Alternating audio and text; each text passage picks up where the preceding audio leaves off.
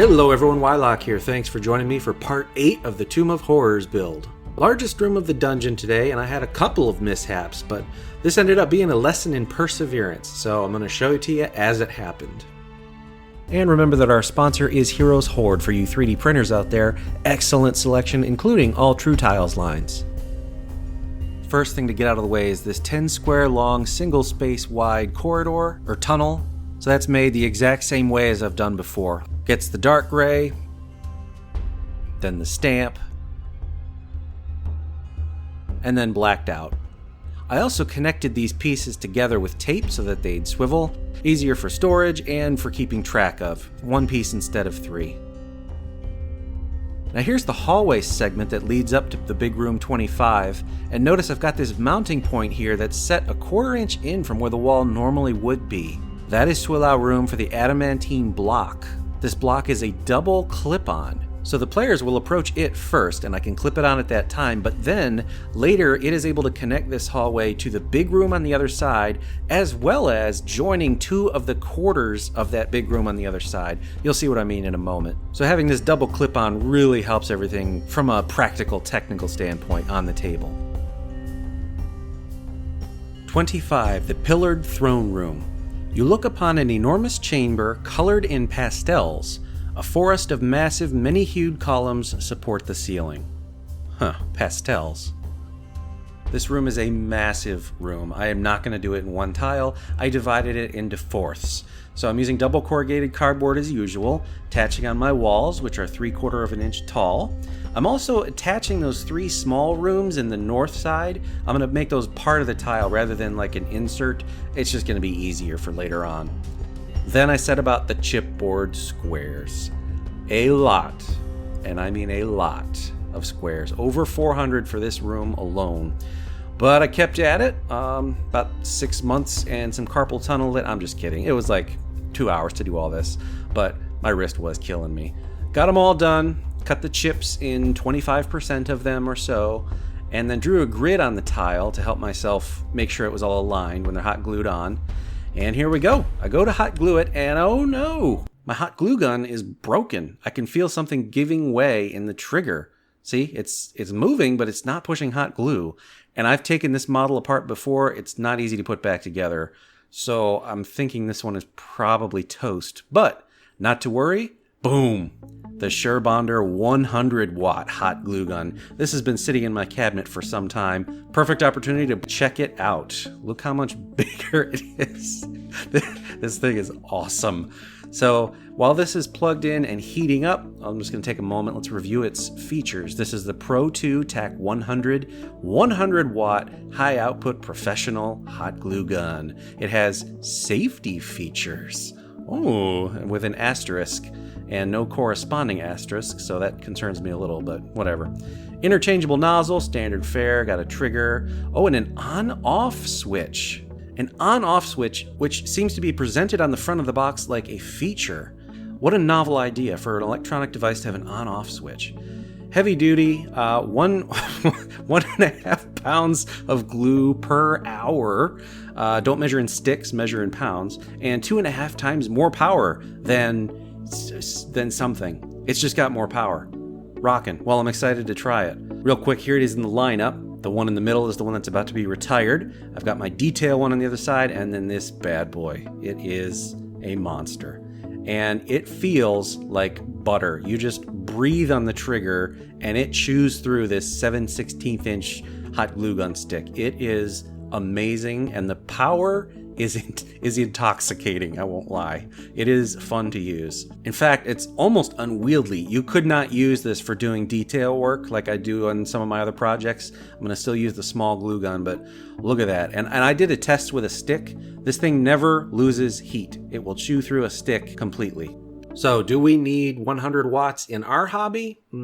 No. Should you buy this over the cheaper options? No. But really, should you buy this over the cheaper options? Oh yes. I like to embrace my inner Tim Allen. Good stuff. Thank you, Surebonder. Alright, so I got the 4/4 of the tile built. Checking to make sure that they line up nice, and of course they do. Then I've got my primer. Primer's not necessary because this is all chipboard and cardboard, but it's a lot faster and it's a light color, so I hate brushing on light colors. These little foam cylinders, someone recommended to me. I can't remember who it was, I'm sorry. Leave a comment if it was you. But anyway, I bought some, and these are going to be my columns for room 25. So I simply hot glued 2 of them together. They stick together really well, and I made 100 of those. You need a little less than 100 for the room. Here it is ready to go, so I'm going to start painting. I joined them all together because I want whatever pattern I paint to carry over across the tile so it looks seamless. And I'm going to use these 4 pastel colors, right? You're greeted by a room full of pastels. So I picked these out. And I'm going to shield and airbrush some random streaks on there. Try and get a cool look. I think it's going to look neat. Do some blue and another one. And I'm trying to aim for full coverage. At least you'll see that's what I was trying to do. And that's why I based it with white, because you get much better response from bright colors by basing with white instead of black. I also tried to do half of the pillars with blue, but you can see it's not really going well. There's a lot more air pressure there than I realized. These are not very heavy. But whatever, I moved on. Let's do pink. And I'm spattering all over the place. Some has spilled out. I'm trying... Oh my god. I remember this. Oh, why did I continue? So at this point I kept going. I tried the yellow. And we'll do some more yellow in there, because why not? Okay. And then finishing with this sickly green. It's called livery green, but really it's a hideous color. I hate it. And so I thought this would look awesome. This did not turn out like I hoped that it would. Yeah. So I've got a bit of a disaster on my hands, but it's important not to give up. This cannot be for nothing. After all, I just put an hour of my time into this and probably $10 worth of good miniature paints. And what did I get for it? The goddamn opening credits to Saved by the Bell. Looks like the coming up next transition between Rugrats and Doug. Looks like the rejected first draft of the bag art for marshmallow flavored Doritos. Looks like someone slit the throats of 4 Furby families. It looks like the sidewalk chalk art of my 6-year-old when he was 3. Looks like an Easter morning miracle. By miracle, we mean massacre. Looks like a prismatic thing that's not good. Just use one of those. Hey, I got an idea. You could chime in. Roast this result. Put a comment below. Whichever one I think is the funniest, after 2 weeks, will win a free set of Wylock's Armory dice. Okay, let's figure out what we're going to do. I saw the word pastels and my brain defaulted to, bright colors, but pastels can be dark as well, so here's 5 colors I've chosen that are a much more muted pastel. And I need more coverage in general, so I decided to make a stamp. I got some double corrugated cardboard, I'm going to chop up some chipboard, make some bricks, and because I have 5 colors, I'm going to cover about 20% of this thing with bricks. Then I'll try and coat it with the paint, just slather it on there, and we're going to give it a test run, and what you're about to see is it doesn't go well. That chipboard just drinks in the paint, which is one of the qualities I'm always touting about it, so it makes sense, but that's not going to work, you can see. The paint's just drying too fast. So I'm going to go old school, DM Scotty here. Dollar store foam board with the paper peeled off of both sides, and those will be my bricks. This has a very slick finish. The paint does not dry fast at all, so we'll see how this goes. And much better. I need to add a few more bricks. Okay, so I'm going to do that. I'm going to add a few more bricks, but the coverage is there. So first color up will be the yellow. Here we go. And moment of truth. Obviously I've re-primed this thing in black, and let's see how it goes. Yep, that'll work. Now I'm turning the stamp and doing different placements, different turns with each color to make sure that I don't overlap the bricks, right? Because then they'll just the colors will cover each other up. That defeats the whole point. So here I'm gonna turn it a different direction, and I found that I can usually get 2, maybe 3 stamps between paint reloads, and it only took about 30 seconds per color per tile. So this whole process went pretty quick. And now the blue, get that on there, double checking to make sure I'm not repeating a pattern. Now at this moment is when I started to get excited. It was like, yeah, this is starting to look like a colored pastel floor, but is faded with age. It's ancient. And I didn't film the tan color, but I did that. And finally, here's the sweet potato color. Yeah, so there it is all done. A room full of pastels, but still ancient and foreboding looking, like you'd see in the Tomb of Horrors. Up close, you can see the stamp texture a bit, but from even 12 inches away, oh man, it's so good. I am so happy with how this came out. So, persevere. If you don't succeed at first, try again.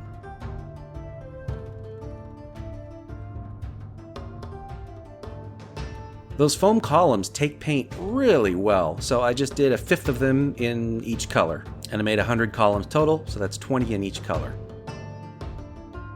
Those are just attached to the tiles with a healthy blob of hot glue, and I attempt to never have the same color next to itself. And since I have 5 colors, that should always be possible. Now let's consider the features of the room. In the north wall there are 2 more devil faces, just like from the entrance hallway. The one in the northwest is green, but the one in the northeast is blue, and they're about 24 feet off the floor. So I made these exactly as described back in part 3 of this series, and I just put them on a very tall clip-on feature. The 2 outer small rooms along the north wall are actually a different room, number 26, small room with a door of electric blue. The doors sort of shimmer with a faint blue light. And similarly, the door in the center, leading to room 27, radiates a violet light. This is easy. I've got my usual doors painted up exactly the same way, but now I'm going to add on a dry brush of white, then a dry brush of blue. The white is just to make the blue pop stronger. And then intensify it in the middle with blue, just a little bit to sort of hint at glowing. The door in the middle is violet, and that one was done up the exact same way. Dry brushing, and then a bit of focusing in the center to make it bloom and look like it's scintillating violet. Now the west chamber is empty, it's just got dust, but the eastern door has a low stone table with a wooden sarcophagus loaded with a mummy. First up, the stone slab. Dollar store foam board, peel the paper off both sides, chip it a little bit with the knife, beat it with some balled up tin foil for texture, and there we go, stone texture. Strengthen it up with a thick layer of Mod Podge, and then I painted it like all my other dungeon gray. For the sarcophagus itself, I decided to just use chipboard, hot glue it together, paint it with brown, dry brush it, nothing fancy here. Glue the 2 together, and I've got my nice insert there. The mummy itself is a 3D printed model. I printed it, primed it, painted it, and washed it. And before it was even dry, here I am gluing it in. Nice. So that's about 10 minutes of effort for that little feature right there. And if it does come to life, it becomes a mummy lord, so I've got a miniature for that too. Charred remains. Strewed near the southeast corner is a heap of charred bones and skulls, plus some other garbage, a frightening sight, and a character who comes close enough will find a huge glowing orange gem at the center of the destruction. It is a cursed gem. Jumping again to the 3D printer because I don't have a collection of small bones bits and I don't really want to craft anything, so this was easy. Base it up, paint it with a skeleton bone color, wash it with brown, a little bit of a dry brush afterwards to help bring things back up a little bit, and then that cursed orange gemstone. Just a flat back gemstone, glued on there with white glue. But then I had a thought, it'd be really neat if this were actually buried and hidden in the wreckage, just like the book says. So here is some paper towel. This is a mixture of beige and white glue. I'm just painting it on there and then giving it a few hours to dry and crisp up. It is very durable that way. And then hand tearing some bits, and I'm going to cover up just a little bit. So you can see I put some white glue to make like a hinge almost. The rest of it is not glued down. And this way, the flap can come up and the players at the table can actually discover the orange gemstone the way that it's written. So here's 2 directly related thoughts. Number 1, it took me 3 hours to fall asleep after I thought of this idea. And number 2, I'm lucky I met a woman early in life. South end of the chamber, contrasting with the pastel colors of the floor and pillars of the hall, is the stark blackness of the huge dais on the south wall, atop which sits an obsidian throne inlaid with silver and ivory skulls. Upon the throne rest a crown made of gold and a scepter made of electrum with a gold knob on one end and a silver cap on the other. Bag of wooden shapes here from the craft store. I'm going to start with this one, teardrop shape, and then cut a trapezoid of XPS foam, hot glue it on there, and we have our foundation. GW Skulls. I bought this way back when they very first came out, and it's been sitting on my shelf ever since. Time to finally use them. There's a lot of cool stuff in here, a lot of different species and sizes. For 20 bucks, it's a pretty good deal. Also, Tyranid Bits. I love using Tyranid Bits to evil stuff up, if you will. So here's some arms with claws, and I'm going to cut those claws off, use them as arm rests. I also have these wooden, I don't think they're crafting picks, but they're just picks. They have sort of a point on one end, round on the other. I'm just brainstorming here. Ended up gluing on 3, as you see, to make mounting points for the skulls. And then you super glue an accelerant to attach the skulls. Here's 3 more. Got the arms on there. So this is it before priming and painting. Nice. I also mounted a glass bead in the bottom for weight, because it was back heavy. Outside that goes for some spray primer, and while the spray primer is drying, I went about making the dais. I think we've been through this before. Anyway, it's just cascading sizes of this shape, stacked up, double corrugated cardboard, hot glue, blah blah blah, all the usual hits. I also made this a clip-on because the back side of it is up against the wall and it's centered, so this can help hold the room together. Remember, I have it in quarters, so this will grab onto both walls and keep it together at the game table. Painted black, overbrushed with purple, and dry brushed with a light gray. I don't know if this accurately renders obsidian, but I just didn't want a hunk of jet black cardboard sitting there. I wanted to do something with it, so here we go. The throne got the same treatment, the overbrush with purple, and I edge highlighted with light gray. I don't often edge highlight on the channel because I hate doing it. I'm not patient. And I don't like it, and I'm not very good at it. But nonetheless, it gives incredible results. So, edge highlighted this, and now let's work on the crown and scepter. For the crown, look at this little bit of costume jewelry. Looks like it's a good crown scaled for a 28mm miniature. Use a nail set and a hammer to liberate the cubic zirconia, cut off those loops, and wham! Gold crown, ready for gluing. For the scepter, I continue to raid the costume jewelry bin, and I found this little bit here. We're going to use this. Along with one of these gold Toho seed beads. This is what I usually use for the caps of my potions. So a bit of super glue on there, and then quickly some accelerant to set it in place, and I've got a scepter. No paint required.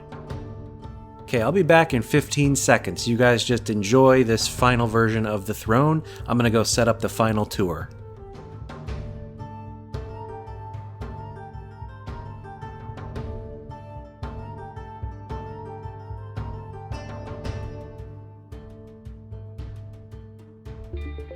And here it is. This did prove difficult to capture on video. I don't know if it's the color palette or what, but it just doesn't look as good as it does in real life. Anyway, here's that adamantine block. It's the double clip-on, doing its job, holding everything together. Also, this points out a design choice I made. You'll notice the big room is split into 4, specifically so that there are no pillars on the seams. This is why I was able to attach them permanently and not have to worry about them hanging over the edge.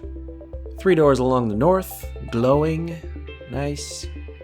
Probably could have done something on these pillars, maybe a dry brush with a lighter color, edge highlight the top of the cylinder, and not worth it. And the devil heads I actually made months ago when I actually put out episode 3. I made these at the same time for efficiency. And nothing will compare to the rotating shot you just got, but here again is the throne on its dais. Nice large view there, or wide view. And a character level view. Look on over here. Another look at the throne. Boy, that's harsh lighting. And then here's the charred remains pile. One more time for posterity. Take a look in there and find the cursed orange gem. This module is really fixated on colors. I noticed, particularly today, it's really specific about what color everything is. It's kind of unusual. Maybe it's intended to be a red herring for the players or something like that. Well, I hope you've had fun with me today. All the ways to support are in the links in the video description below.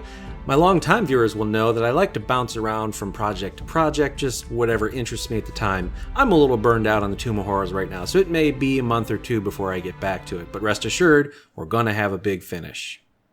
Remember, if you haven't already, join the Tabletop Crafters Guild on Facebook, 35,000 members strong and growing. And here's a couple other videos that I think will interest you based on today's topic.